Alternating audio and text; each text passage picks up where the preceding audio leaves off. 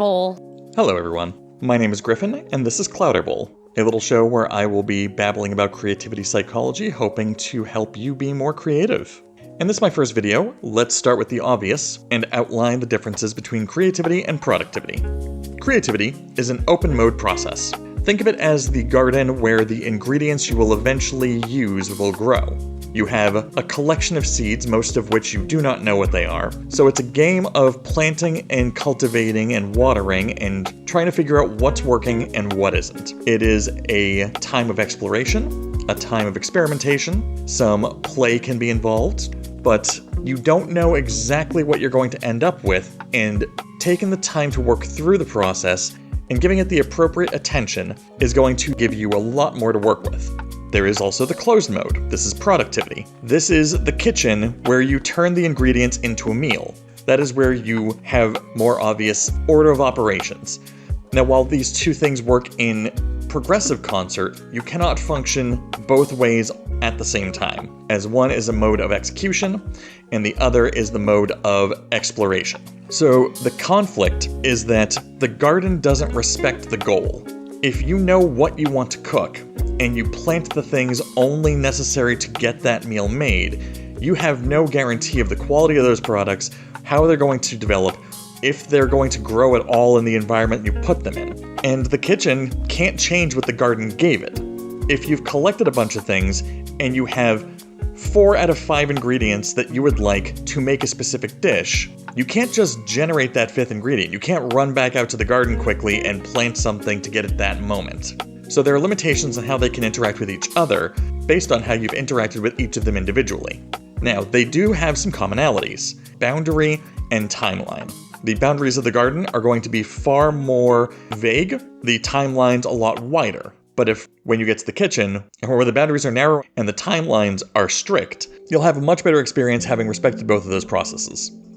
If you don't respect the processes, early in a project, you keep starting the productivity too early. Then you end up finding a better idea, or realizing you need a better idea, and as a result, you keep restarting with very little to show for it. This kind of outcome is most visible in people who are trying to work on a novel, and they've been talking about it for years, but they never seem to get outside of the outlining phase.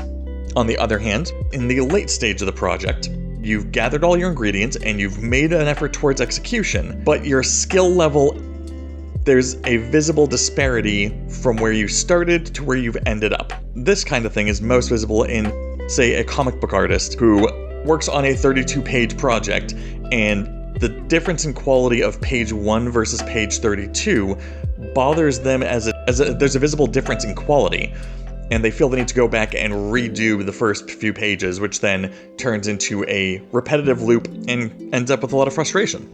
But there are ways to get the two systems to work together a little bit better. For the open mode, while in the garden, 1. Give yourself permission to explore and experiment. Take your time. Don't try to rush the developmental process of the ideas. See what works. Give yourself a number of sessions just playing with the information. Just because you aren't starting the visible work yet doesn't mean you aren't doing something important. It's still work. 2. Curate down what you have. When you harvest from the garden, don't try to make everything part of the plan. Don't build your recipe trying to account for all the ingredients you've gathered.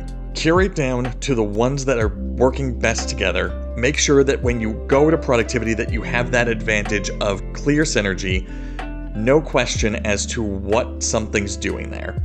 And 3, don't lock in your decisions any sooner than you have to.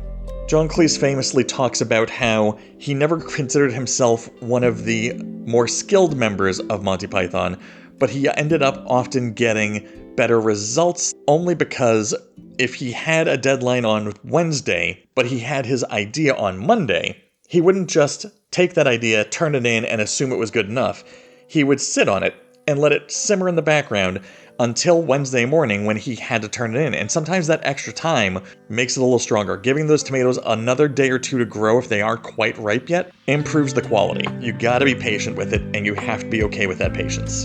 In the closed mode, when you're in that kitchen, 1. Give yourself incremental goals and milestones so you can feel the progress as you're going. When you start out with all your ingredients laid out, it looks a little daunting, and when you're in the process, things get messier before they get better. It can feel like chaos early on, but if you have a step-by-step process, you can feel yourself moving towards an outcome, as opposed to just throwing your attention at whatever caught it in that moment. 2. Some way to record new ideas as they come in. Because as you are in the process of work and your mind wanders, the creative mode sort of kicks on in the background when you're in the muscle memory aspects. It will try to walk in and point out something because that's its job. But if you try to incorporate that during production, that's how things get messy. So you write down the idea, it gets your brain to take it off the bandwidth and lets you get back to what you're doing, but the idea is still maintained, and you can later review and see if it's worth fitting in or useful in a different project. But you don't want it to derail what you're doing in the moment. 3. Make sure you're accountable to something outside of yourself that is waiting to see the results. If you don't have people at the table waiting for the meal, it is very easy to cut corners, to tinker too long, to accidentally overcook things. If you feel like something needs to be amended, like if something about the process or the outcome is really bothering you, it changes how you interact with it if there's people waiting on it. So if you're working on a personal project, with nobody else putting the demand on you, you have to have colleagues, peers, friends who are willing to look at the finished result, gives you some feedback somewhere near the last, fifth of the project. Just so you can confirm that you're locking in the right things and there isn't any minor tweaks that are standing out that you've missed based on becoming blind to them. Without that, it is far too easy for you to convince yourself as the only viewer that something needs to be fixed, something needs to be redone, something needs to be amended. But if you know that there are people waiting and you have to explain to them why you've decided to start over, it makes you more realistically aware of the problems from an external perspective instead of just on a personal preference. Hopefully all that gives you some ways to navigate things. This poorly structured metaphor, they're a template. They're hopefully going to get you to think about your process and engage with it in a more considerate way. The default system I've laid out isn't going to work for everyone. Revise it to your own work needs as best you can, because there are a lot of different neurological divergences out there, and a lot of them can augment the way you interact with creativity and productivity for obvious reasons. But all of your own systems can always be improved. The main takeaway is to remember, try not to focus on the results when being creative, try not to play with the idea when being productive, and if you can keep to those two aspects, you're already most of the way there. So hopefully that all helps, and until next time, stay thoughtful, stay playful, and keep creating.